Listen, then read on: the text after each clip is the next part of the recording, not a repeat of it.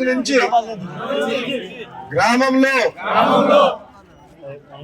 belt shop నిర్మూలన కోసం మేము 10 మంది మహిళలము,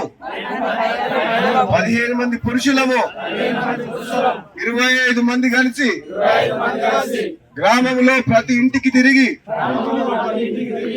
అధిక మద్యపానం సేవించడం వలన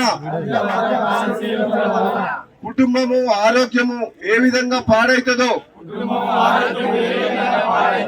ప్రతి మనిషికి తెలియజేసి ప్రతి బెల్ట్ షాపులో అమ్మే వాళ్ళ ఇళ్లకు పోయి మీ వల్ల ఎన్నో కుటుంబాలు నాశనం అవుతున్నాయి కాబట్టి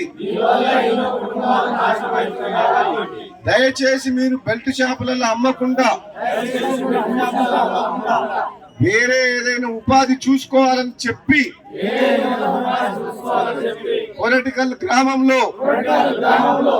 ఇక ముందు బెల్ట్ షాపుల ద్వారా గాని గుడంబ గాని ఎటువంటి మద్యం గాని గ్రామంలో అమ్మకుండా మేము 24 గంటలు కాపలా కాస్తూ అమ్మకుండా మేము కృషి చేస్తామని చెప్పి మేము 25 మందిని గ్రామ ప్రజల సాక్షిగా